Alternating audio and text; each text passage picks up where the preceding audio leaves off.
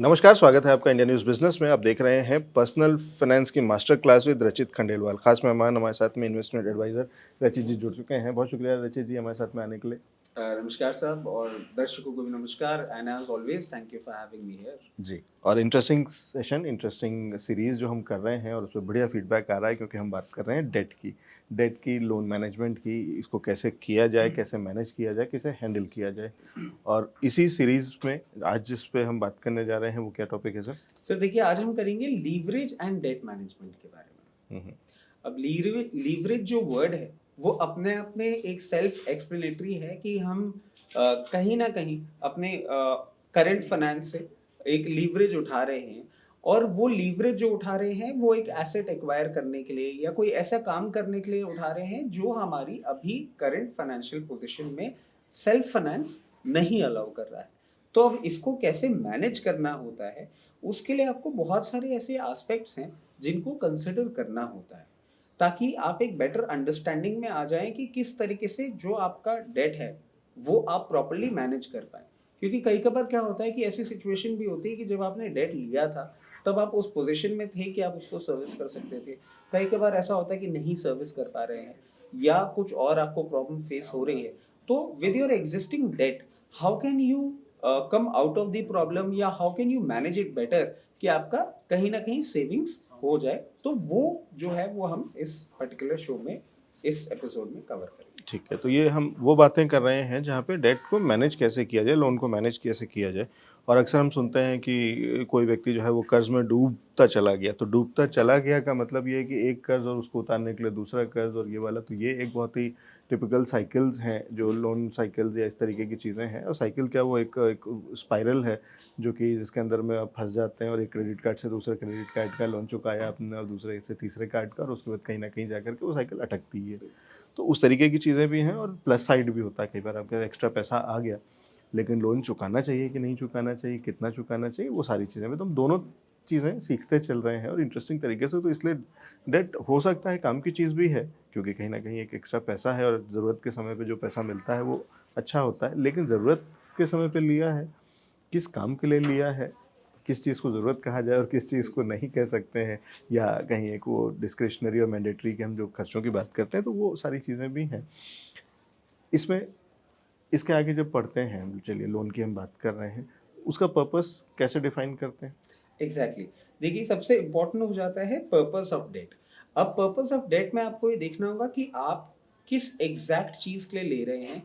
क्या आप ऐसी चीज के लिए ले रहे हैं जो कहीं ना कहीं आपको आगे वैल्यू एनहांसमेंट दे रही है, या आप एक ऐसी चीज के लिए ले रहे हैं जो आपके सिर्फ लेजर के लिए है। अब ये जो आप अभी अपन बात भी कर रहे थे कि अगर इस चीज को हमने प्रॉपर कंसिडर नहीं किया तो ये जो डेट ट्रैप है ये डेथ ट्रैप भी बन जाता है। हुँ, हुँ। क्यों? क्योंकि हमने बहुत सारे ऐसे केसेस भी देखे हैं। तो आपको ये समझना होगा कि एग्जैक्टली आप किस चीज के लिए वो ले रहे हैं। So your purpose of debt is very important. और जो हम ये रिस्ट्रक्चरिंग की या अभी जितनी बातें करेंगे उसमें भी हम ये चीज नोटिस करेंगे कि एग्जैक्टली प्रॉब्लम आने पे हमको ये समझना होगा कि हमने किस चीज के लिए ले रखा है और उसको कैसे हैंडल किया जाए। जैसे मैं आपको एक बहुत छोटा सा एग्जांपल देता हूँ कि अब आप ऐसी सिचुएशन में आ गए हैं where in you are about to default, या आपके लिए इतना ज्यादा प्रॉब्लम बनता जा रहा है कि अब आपको ये सेलेक्ट करना पड़ रहा है कि कौन से डेट को आप सर्व करेंगे। सो अब उसमें भी हम पर्पस ऑफ डेट देखेंगे। अगर हमने कोई होम लोन ले रखा है, हमारी सबसे बड़ी प्रायोरिटी हो जानी चाहिए if we are not in a position to serve, कि हम होम लोन को बचाएं। हम होम लोन को जैसे तैसे करके सर्व करते रहें। और जो अनसिक्योर्ड लोन हमने लिया था, मतलब not that I am soliciting this idea, but yes if you are stuck into such kind of situations, तो आपको वो जो अनसिक्योर्ड लोन थे उसमें आप डिफॉल्ट करते हैं तो तब भी आप एक बेटर सिचुएशन में है बिकॉज ऑफ द फैक्ट कि कम से कम आपका एसेट नहीं जा रहा है। सो आपको ये समझना होगा कि आपका पर्पस ऑफ डेट क्या था। पहली बात तो हमें ऐसा डेट नहीं लेना है जो अनसिक्योर्ड है, ऐसा डेट नहीं लेना है जिसमें इंटरेस्ट रेट हायर है, ऐसा डेट नहीं लेना है जिसकी हमें जरूरत नहीं है। But even if we fall into it or something goes wrong, so we should always consider the idea कि जिसमें हमारा एसेट अटैच्ड है उसको हम तब भी एक बचा के रखने वाली ठीक है, सिचुएशन हमारी में सबसे बड़ी प्रायोरिटी ये होनी चाहिए कि हम उसको पहले सेफगार्ड करें कि हाँ। ये वो एसेट है, वो लोन है जो कहीं न कहीं धीरे-धीरे एसेट में कन्वर्ट हो रहा है। और आगे आगे चल करके कभी वो वाली चीज़ है कि सबसे शायद हमें फ़ायदा या आराम हमारी ज़िंदगी में अगर इस तरीके की परेशानियों में फँस गए हैं, बिल्कुल, तो उससे शायद बचाने वाला अगर कोई लोन होगा तो शायद यही होगा। बिल्कुल, उससे बाहर निकालने का भी एक तरीका, तो इसलिए कम से कम इसको तो सबसे पहले हमें सेफगार्ड करना है। बिल्कुल। इसके अलावा जो भी चीज़ें हैं, उसके साथ में फिर भी हम, क्योंकि अगर फँस ही गए हैं, हुँ, जो वाली चीज़ें हैं, तो कहीं पे भी हम बार-बार वही कह रहे हैं कि डिस्क्लेमर समझ के चलिए हाँ, कि हम कहीं सॉलिसिट नहीं कर रहे हैं, हम कहीं एडवाइस नहीं कर रहे हैं कि आपके पास आपको ऐसा करना चाहिए। बिल्कुल। लेकिन प्रायोरिटी आपकी जो सेट होनी चाहिए, वो हम बता रहे हैं, जिसमें कि ये सबसे प्रायोरिटी है, जहाँ पे आपका एसेट क्रिएट हो रहा है, इसको आपको हमेशा बचा के रखना है। बचा के रखने का मतलब ये है कि इसको आप चलाते रहें, हुँ, इसको पे करते रहें। जब आपके पास ये आ जाए ना कि इन दोनों में से कौन-सा लोन, आपके पास पैसे उतने ही हैं और आप या तो इस ईएमआई को दे सकते हैं या उस ईएमआई को दे सकते हैं, अगर सिंप्लीफाई करके हुँ, मैं कहूँ, तो उसमें आपको जहाँ पे एसेट क्रिएट हो रहा है, वो वाली ईएमआई पे कर दीजिए। और ये वाली ईएमआई अगर आपको अभी नहीं पे कर सकते हैं, नहीं बच रहे हैं पैसे, तो दोनों में से कौन-सी पे करनी है, तो वो तारीख के हिसाब से ना हो कि कौन से 7 तारीख को हुँ, जिसकी ड्यू डेट आ रही है आपने उसको पे कर दिया और जिसकी 9 को आ रही है वो रह गया, तो उसको बाद में आगे करेंगे। ये ना हो करके आप अपने हिसाब से आप लोन के हिसाब से बिल्कुल। रीपे कर दें, कि वो तारीख से मतलब नहीं है, सीक्वेंस से मतलब नहीं है कि कौन-सा पहले लिया था और कौन-सा बाद में। लेकिन जो जहाँ एसेट क्रिएट हो रहा है उसको पहले पे करते रहें, सर्व करते रहें, उसमें गड़बड़ी ना हो, गलती ना हो, और दूसरे वाले में अगर हो जा रही है मजबूरी में, तो उसको फिर आगे चल कर के और कैसे सुधार सकते हैं उस पे भी कोशिश उसको करेंगे। सुधार सकते हैं, या मान लीजिए अगर आपको उसको सेटलमेंट भी करना पड़ जाता है, वेयरइन सेटलमेंट जब हम वर्ड यूज़ कर रहे हैं, you not paying the entire amount. हुँ। फिर आप ये हो जाता है कि आप अपने बैंकर से, जैसे कि हमने पिछले एपिसोड में बात कर दी, हम लोग को ये लगता है कि नहीं साहब, बैंक है और हमको तो फॉलो करना पड़ेगा, ऐसा नहीं है। And again I am not soliciting it, मैं ये बिल्कुल नहीं कह रहा हूँ। एक जो कहावत है और ये थोड़ी-सी अजीब भी है कि कर्ज़ा लेके मर जा, ये मैं बिल्कुल सॉलिसिट नहीं कर रहा हूँ यहाँ पे। मगर हाँ, अगर उस सिचुएशन में आप आ रहे हैं, तो इट्स ऑलवेज़ गुड। और इस सेटलमेंट से भी मैं आपको एक चीज़ बता दूँ कि अगर आप अपना अनसिक्योर्ड लोन भी सेटल कर रहे हैं, कहीं न कहीं आप अपने आने वाले समय में डेट यूटिलाइज़ेशन में प्रॉब्लम में आ रहे हैं। रीज़न बीइंग कि चाहे वो लोन सिक्योर्ड हो या अनसिक्योर्ड हो, ये आपके क्रेडिट हिस्ट्री में, ये आपके सिबिल स्कोर में ऐड होगा ही होगा। और आगे जब आप अपने बैंक को कभी भी लोन के लिए अप्रोच करेंगे, तो फिर आप उस नेगोशिएटिंग स्किल सेट में भी वीक हो जाएँगे। क्योंकि बैंक बोलेगा भाई साहब आपका सिबिल स्कोर इतना ज़्यादा खराब है, मैं तो आपको आपकी शर्तों पे पैसा नहीं दे सकता।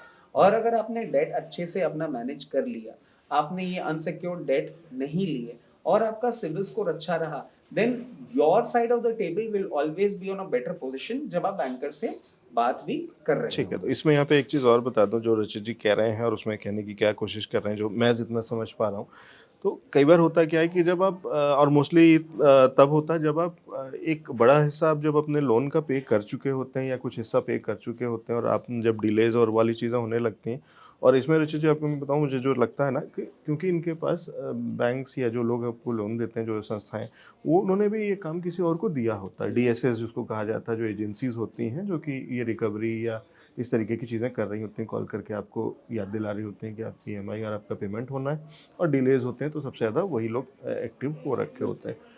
तो उनको एक ऑप्शन दिया होता है या वो ऑप्शन ये आप तक पहुँचाते हैं कि सर अगर आप चाहो तो आप इसको क्लोज़ करा लो, आप इसको सेटलमेंट करा लो।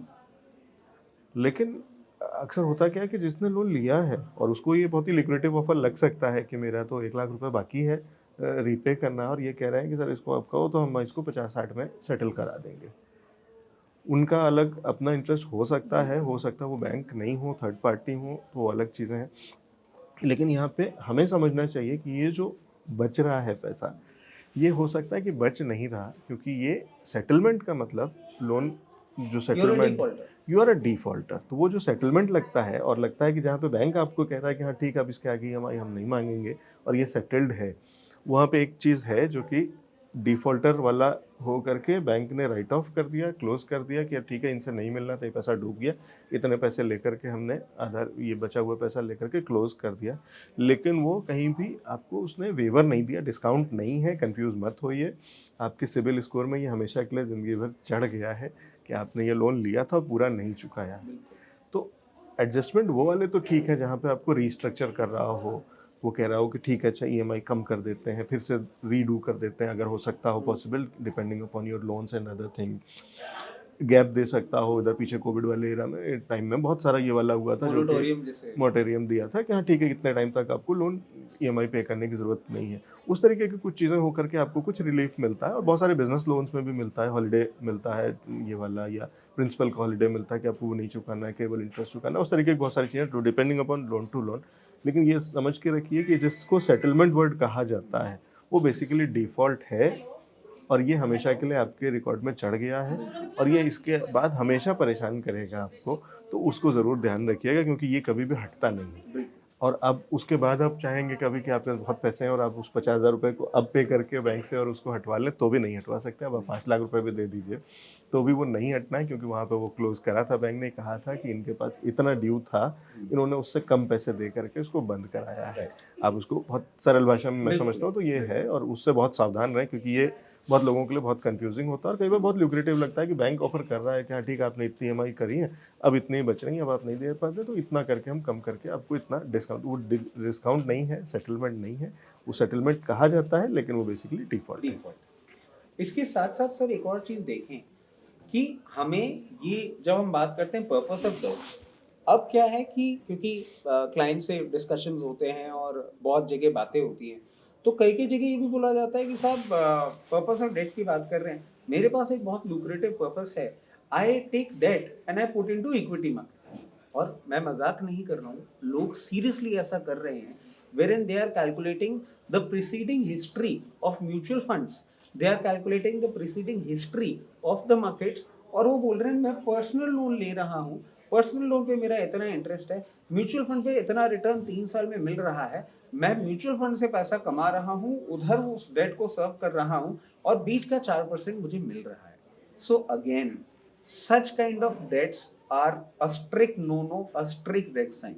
क्यों? कारण है इसके पीछे, you never take debt to invest into any volatile asset. और ये इसलिए है कि आप एक चीज समझें कि हिस्टोरिकली जो भी प्रूवन फैक्ट ट्रैक रिकॉर्ड रहा है, इसका कोई अश्योरेंस नहीं है कि आने वाले समय में वो वैसा चलेगा। अब इसमें प्रॉब्लम क्या होती है कि लोग बोलते हैं कि अगर आप ये मान लीजिए कि ठीक है, even if it goes down it will come back again, but मेरा एसेट तो बना हुआ रहेगा।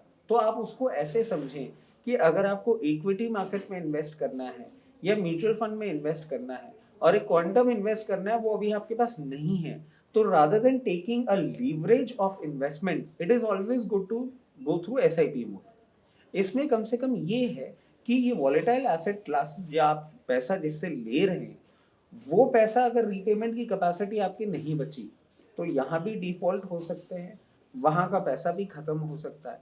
तो पर्पस ऑफ डेट में हमें ये भी समझना होगा that we never ever as an investment advisor suggest कि आप लोन लेके किसी भी वॉलेटाइल एसेट क्लास में डालें। क्योंकि लोग हमको बोलते हैं सर आप बोल रहे हैं कि डेट से अगर एसेट में इन्वेस्ट करना है। तो आप ये कह रहे हैं अजय जी कि मैं अगर लोन लेकर के एफडी कराता हूँ तो करा सकता हूँ?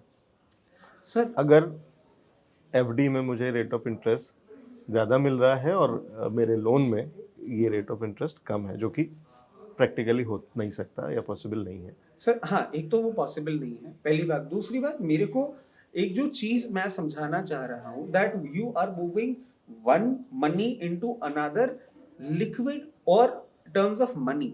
आप इससे ऐसे समझें कि ये जितनी भी इंटरेस्ट रेट होती है या ये जो फिक्स्ड इंस्ट्रूमेंट की इंटरेस्ट रेट होती है या मार्केट रिलेटेड ग्रोथ होती है, volatile is a problem. Fixed में भी आप सेंस नहीं बना रहे। क्यों? You are any which way giving him interest, you are giving the bank the interest. अगर आपको ऐसा ही करना है कि आपको बैंक में पैसा डालना है, तो बैंक आपको आरडी का एक फैसिलिटी देता है, क्यों आपको एफडी में पैसा डालना है?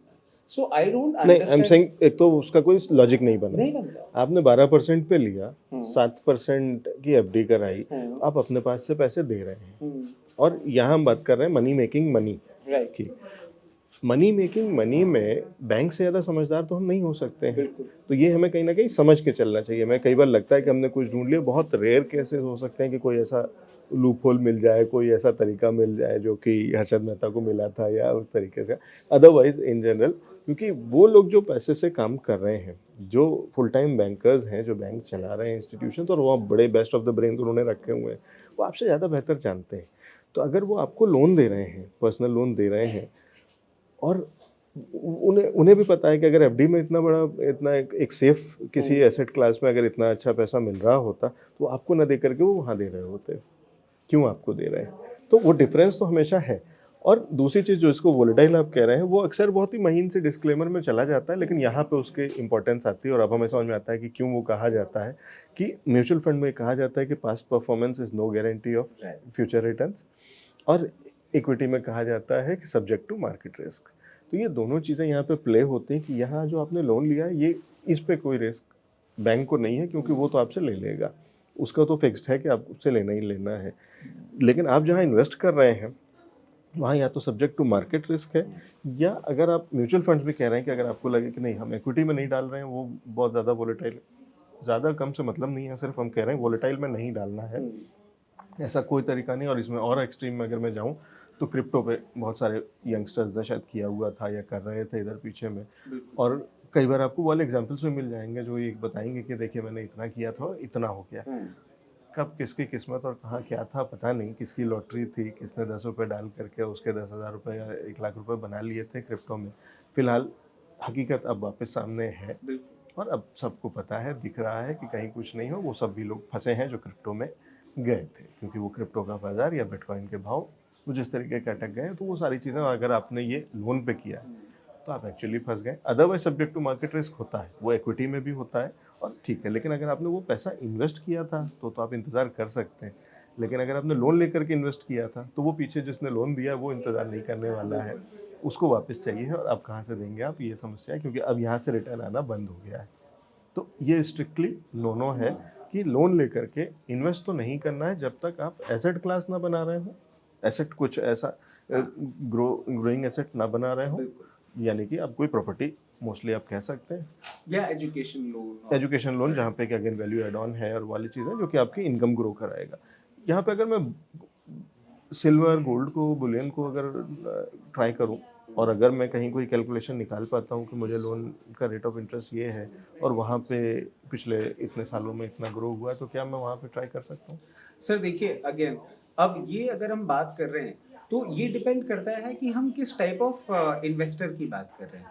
आज फ्रैंकली जब हम रिस्क प्रोफाइलिंग करते हैं तो रिस्क प्रोफाइलिंग में हमको दिखने में आता है कि कुछ इन्वेस्टर इतने एग्रेसिव होते हैं कि वो ऐसे चांसेस लेते हैं and frankly you can not stop somebody from doing it. But अगर मैं अपनी रिस्क प्रोफाइलिंग करूं as an individual when I talk about it again it is something that I am not really comfortable with, क्योंकि मैं इधर interest भी सर्व कर रहा हूँ और इधर मैं अपना ईएमआई का वो पेमेंट कर रहा हूँ, बजाय उसके मैं पोर्शंस में गोल्ड और सिल्वर लेने लगता हूँ। I am of that school of thought, but yes there are people. और एक और बहुत फनी एग्जाम्पल है, अभी जब आप ये बात कर रहे थे तो मैं बहुत थोड़ी सी पुरानी बात है ये, जब क्रेडिट कार्ड का चलन आया ही आया था, उस क्रेडिट कार्ड के चलन के दौरान एक ही बात होती थी कि जब वो आपके पास कॉल सेंटर से फोन आता था वो आपको मंथली रेट ऑफ इंटरेस्ट बोलते थे। वो आपको ये बोलते थे कि हम 1.5% पे आपको लोन दे रहे हैं या 1.25% पे लोन दे रहे हैं। So this question that you are asking has actually happened in the past. So one of my known he came to know कि बैंक उसको अपने क्रेडिट कार्ड पे over and above credit card he is raising X amount 5 lakh rupees था, और he actually took that loan and he invested into FD and he was quite happy. He came and बताया मुझे कि देखो तुम लोग तो क्या पैसे कमाते हो। मैंने आइडिया लिया, मैंने कहा भाई सब क्या किया आपने? बोले मैंने 1.5% पे पैसा उठाया बैंक से और मैंने 7% पे एफडी में डाल दिया। आई वाज सरप्राइज्ड कि ये कौन सा बैंक है जो ऐसा कर रहा है। तो वो जो बिटवीन द लाइंस वाली सिचुएशन थी, फिर उनको बताया गया कि भाई ये आपने ऐसा किया है कि 18% पे अच्छा। आपने लोन लिया है और 7% पे आपने पैसा डाल दिया है, 11% आप जेब से दे दे रहे रहे हैं। हो। एंड एनीहाउ फिर वो वहां से पैसा वापस निकाला गया, फोरक्लोज किया गया, eventually he lost certain amount of money, but again it was a sensible decision कि उसको क्लोज कर दिया। तो ऐसे डेट ट्रैप में भी लोग आते हैं। और जहां तक बात है सर बुलियन की, तो मैं यही सजेस्ट करूंगा it's always good to buy into small portions, बड़ा केक खाने के चक्कर में, क्योंकि again bullion is volatile, you never know how it works. ये बात सही है कि सोना घर पे पड़ा है या चांदी घर पे पड़ी है, पॉइंट टेकन, बट आप देखें अभी कुछ टाइम पहले जिस तरीके से करेक्शन आया, so the value you know reduces. मैंने आज 5 लाख रुपए लेके चांदी खरीदी थी, अब वो चांदी की वैल्यू भी मान लीजिए 4 लाख या 4,20,000 रह गई है, और उधर मैं 5 लाख का पेमेंट भी कर रहा हूँ। गिवन अ चांस अगर छोटा-छोटा क्वांटम ले रहा होता क्योंकि मेरे पास पैसे नहीं है, तो it's always a sensible decision to buy in small portions rather than taking a debt and investing into volatile asset जी, क्लासेस। ठीक है। राइट। इसके साथ-साथ सर एक और चीज़ देखनी होती है जब हम ये डेट मैनेजमेंट की बात कर रहे होते हैं, कॉस्ट ऑफ डेट। हुँ, अब कॉस्ट ऑफ डेट को आप ऐसे समझें कि जो हायर रेट ऑफ इंटरेस्ट का पेमेंट है, वो आपका ईएमआई को बढ़ाएगा ही बढ़ाएगा। इसके साथ-साथ और एक चीज़ देखें कि कॉस्ट ऑफ डेट में जो सिक्योर्ड लोन्स होते हैं, उनका रिलेटिवली कॉस्ट हमेशा कम होता है और अनसिक्योर्ड लोन्स जो होते हैं, उनका कॉस्ट ज़्यादा होता है। अब मान लीजिए कि आपको अपना कोई बिज़नेस एनहांसमेंट करना है और बिज़नेस एनहांसमेंट में आपने 20 लाख रुपए या 25 लाख रुपए का लोन लिया। If it is a unsecured loan, you are not pledging anything, then ultimately you end up paying more hmm, because the rate of interest is higher. मगर आपको पता है कि आप एक बहुत सस्टेनेबल जगह पैसा लगा रहे हैं और आपको अपना बिजनेस प्लान और सब सारा सेटअप बहुत सिक्योर लग रहा है, तो it's always good to place something and then take loan. इसका बेनिफिट क्या है, वो एनी विच वे वो एसेट जो है वो ऐसे ही रखा हुआ है। अगर आप एसेट को प्लेज कर रहे हैं तो आपका जो रेट ऑफ इंटरेस्ट है उसका बेनिफिट मिल रहा है।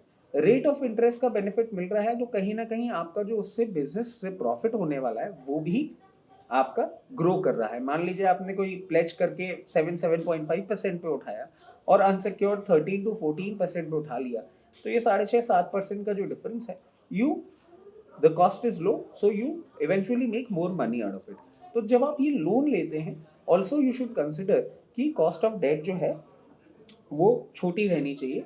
इसमें एक और चीज़ ऐड करूँगा, ये क्रेडिट कार्ड की ही मैंने जो बात करी थी, क्रेडिट कार्ड में हमें एक चीज़ समझनी होगी, इट्स ऑलवेज़ गुड, मतलब if you use credit card judicially, अगर आप उसको बहुत सही तरीके से काम में ले रहे हैं, उसका वो जो 52 डेज़ का क्रेडिट साइकिल है, उसको प्रॉपर्ली अगर आप मैनेज कर पा रहे हैं, तो it's always good to have credit card in your pocket. Otherwise जब वो रिवॉल्विंग क्रेडिट का काम चालू होता है, जो आपको बोला जाता है कि इंटरेस्ट फ्री है और ऐसा है और वैसा है, and then you go over the board, processing fee का भी आपने पेमेंट कर दिया और कुछ बहुत ऐसे करके, so it's a debt trap. So it's always good अगर आप उसको प्रॉपरली यूज कर रहे हैं, ठीक है। अदरवाइज क्रेडिट कार्ड और ऐसे डेट से it's always good you stay away. So cost of debt has to be considered. हुँ, इसके साथ साथ आप देखिए maturity of debt is also important. आप जब ऐसे एनालिसिस कर रहे होते हैं, जब हम ऐसी सिचुएशन में फंस जाते हैं कि हम ये देखते हैं कि कौन सा डेट हमें पहले ख़त्म करना है और कौन सा बाद में, तो जो मेच्योरिटी ऑफ डेट है उसको अगर हम सही तरीके से देखें, तो जो अभी हम पेमेंट करके कम मेच्योरिटी वाला डेट जो हमारा बचा हुआ है उसको ख़त्म कर देते हैं, तो कहीं ना कहीं हमारी रीपेमेंट कैपेसिटी जो है वो एनहांस हो जाती है। उसके साथ-साथ एक और मैच्योरिटी ऑफ डेट में इम्पोर्टेंट पैरामीटर क्या आता है कि कई कबार हम ईएमआई कम रखने के लिए लंबे ड्यूरेशन के लिए पेमेंट ले लेते हैं। जैसे कार लोन है, कार लोन आपको 3 साल का भी मिलता है, 4 का भी मिलता है, 5 का भी मिलता है और 7 का भी मिलता है। अब कार लोन की अगर मैं आपसे स्पेसिफिकली बात करूँ, if you are buying a car on your firm's name, then longer duration is always good.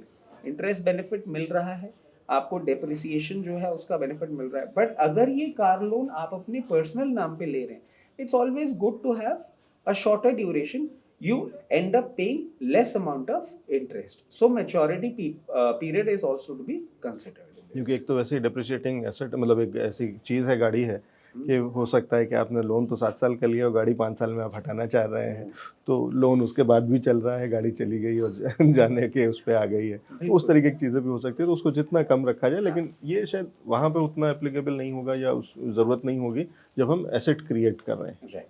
तो वहाँ पे लॉन्गर इज़ ओके, ऑल्दो वो ठीक है कि नॉट एडवाइजेबल वैसे कि जितना कम से कम हो, ठीक है। बिल्कुल। मैं समझ गया था कि आप इससे पहले वहाँ पे आएँगे कि नहीं, ज़रूरी नहीं है कि 20 साल हाँ, मत रखो, आप कोशिश करो कि 10 साल हो, 5 साल हो, जितना जल्दी निपटा बिल्कुल। सकें, ठीक है। लेकिन इट ऑल डिपेंड्स की कैलकुलेशंस पे और वो सारी चीज़ों पे कि मेरी मंथली कैपेसिटी कितनी है रीपे हम्म, करने की और उसके हिसाब से कितना ईएमआई बन रहा है या राइट। कितने साल का कर सकते हैं और उसको बीच-बीच में भी रीशेड्यूलिंग कर सकते हैं।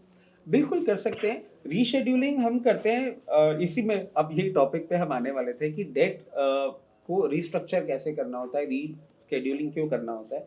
अब देखिए एक कई कबार जैसे अब ये एक हमारा बहुत इम्पोर्टेंट टॉपिक है कि हम डेट नहीं सर्विस कर पा रहे हैं। Now what? Now eventually we have to go and get it reschedule.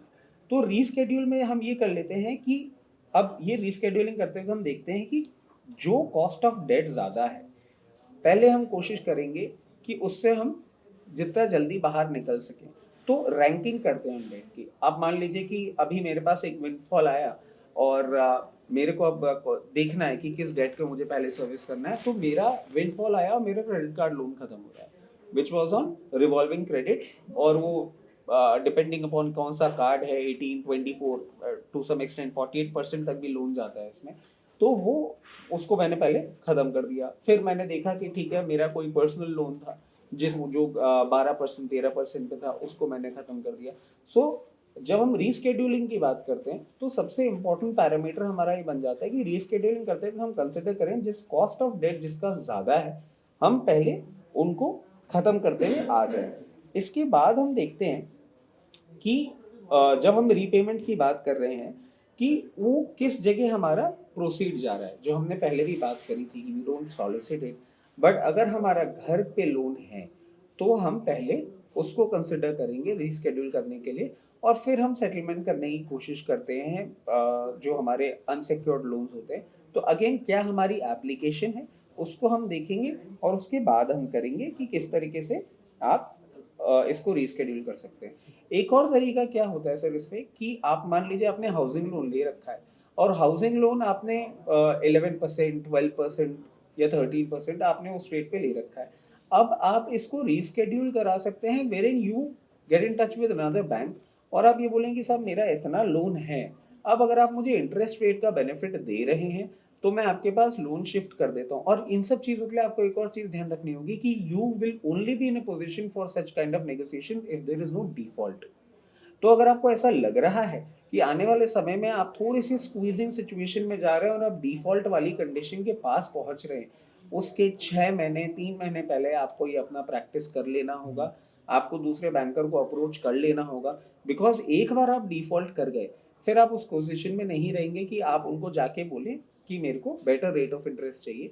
तो रेट ऑफ इंटरेस्ट को आप कम करा सकते हैं, अपने बैंक लोन को शिफ्ट कर सकते हैं। और उस टाइम हो सकता है कि आपके पास एक ऐसी भी सिचुएशन हो कि बैंक बोले कि ठीक है, you have already paid 7 years of your payment. अब आपका चाहे प्रिंसिपल कम है बट आप हमारे बैंक के साथ आ रहे हैं, if you want I can give you another 20 years of time duration. तो क्योंकि आप एक प्रॉब्लम में थे, उसको डिफ़ॉल्ट करने की बजाय अगर आप एक दूसरे बैंक के पास शिफ्ट हो जाते हैं, आप जैसे 1 करोड़ का लोन लिया था और आपने 7 साल में मान लीजिए कि आपका प्रिंसिपल अब 85 लाख या 80 लाख ही बचा है, तो 80 लाख का लोन हो गया, लोअर रेट ऑफ इंटरेस्ट हो गई, मोर टाइम ड्यूरेशन हो गया, ईएमआई तो नीचे आ गई और बहुत सारी चीज़ें, तो अब आपके लिए ईज़ी सिचुएशन ईज़ी हो गई। सिचुएशन हो गई। तो आप उसको डेट ट्रैप में ना फँसे और जैसे ही आपको दिखे कि आप ऐसी किसी सिचुएशन में आ रहे हैं, इस तरीके से अपना आप पूरा का पूरा So रिस्ट्रक्चर you करें। have to be uh, smart enough and fast enough. आपको राइट। ये सारी चीज़ें पहले से समझ लेनी होंगी कि ये सिचुएशन आ रही है, आपको पता होना चाहिए। और भले ही आप अपने रिजर्व्स में से ईएमआई पे कर रहे हैं, लेकिन आपको ये पता है कि ये रिजर्व्स भी बहुत दिन नहीं चल रहे हैं, और उस टाइम पीरियड को बीच को अगर आपने उस समय, और प्लस मेरे को एक चीज़ और जो लगती है, जो कि एक गैप लगता है या एक गलती लगती है कई बार अक्सर, जो लोग लोन लेते हैं या इस तरीके का, वो अपने आप को बहुत ही दबा कुचला सा महसूस करते हैं, बहुत ही वो वाले साइड पे होते हैं, बहुत ही डरे हुए साइड जैसे वाला कि मैंने तो लोन लिया है। ऐसी कोई ख़राब चीज़ नहीं है लोन लेना। तो वो उसकी वो उस नेगेटिविटी के साथ में, उस डर के साथ में बाहर ना जाएँ। कम्युनिकेशन ओपन करें, बिल्कुल। बैंक से स्पेशली उनसे बात करें, उनको बताएँ कि ये समस्या आ रही है और आगे चल के आ सकती है। आज तो मैंने ठीक है, अभी तक तो टाइम से ईएमआई चल रही है, हो सकता है अगली ईएमआई में मुझे दिक्कत आ सकती है।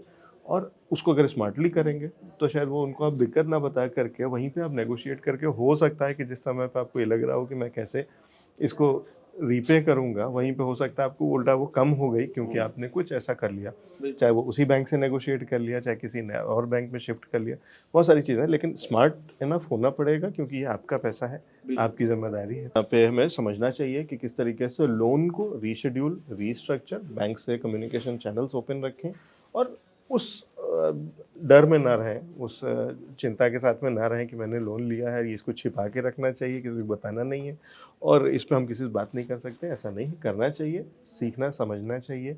इस सीरीज़ को देखें, यहाँ से पढ़ें, इन्वेस्टमेंट एडवाइज़र से रचित जी की भी सलाह ले सकते हैं आप, और इस तरीके से चीज़ों को बेहतर कर सकते हैं और उस ट्रैप से बाहर निकल सकते हैं। बिल्कुल। बहुत शुक्रिया इसमें सर, ज़बरदस्त चीज़ें सिखा रहे हैं। जी, कुछ और ऐड कर रहे थे? बिल्कुल, इसमें मैं एक चीज़ और ऐड करना चाहूँगा, इस थॉट प्रोसेस से हमको बाहर निकलना होगा कि अगर हमने लोन लिया है, तो कहीं न कहीं हम बैंक के कर्ज़ों तले जी रहे हैं। रियलिटी ये है कि बैंक बना ही इसलिए था कि वो आपको लोन दे सके।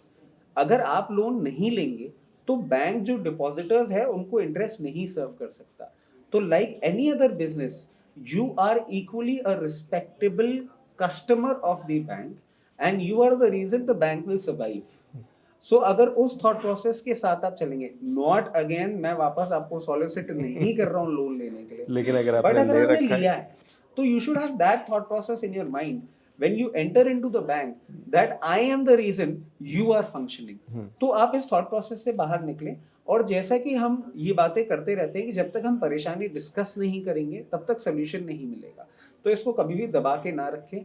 फाइनेंशियली भी परेशानी होती है, it's always good to discuss, और बाकी सब तो है तो ही। लेकिन एरोगेंट होने की ज़रूरत नहीं है, लेकिन आप बैंक को हमेशा जाकर के ये कह सकते हैं कि मैंने लोन लिया है, लेकिन इसका मतलब ये नहीं है कि मैं बहुत छोटा आदमी हूँ या बहुत बिल्कुल, ही दबा-कुचला आदमी हूँ। आपका बैंक मेरी वजह से चल रहा है, मेरे जैसे लोगों की वजह से चल रहा है और अगर लोग लोन लेना बंद कर देंगे, तो बैंक नहीं चलेगा, ये यही पर्पस है। तो इसलिए वो वाली चीज़ें, लेकिन बहुत सरल तरीके से और अच्छे तरीके से आप इन चीज़ों पे, इसलिए कहने का मतलब ये है कि आप अच्छे उससे कह सकते हैं, बात कर सकते हैं बैंक से, और आपको दबने की ज़रूरत नहीं है। बिल्कुल नहीं। लेकिन साथ ही साथ एरोगेंट होने की भी ज़रूरत नहीं, लड़ने की भी ज़रूरत नहीं है, कहीं रास्ता निकल सकता है, हाँ, चीज़ों को सीख के समझ के कर सकते हैं। बिल्कुल। जी, ठीक है, तो ये इंटरेस्टिंग चीज़ है। और रचित जी, आगे के एपिसोड्स के लिए भी कुछ एक ग्लिम्स देना चाहेंगे कि अगले बिल्कुल, उसमें हम क्या डिस्कस करने जा रहे हैं? आगे देखिए, आगे हम करेंगे कि डेब्ट सर्विसिंग रिक्वायरमेंट्स जो हैं, उनके कैलकुलेशन कैसे करे जाते हैं।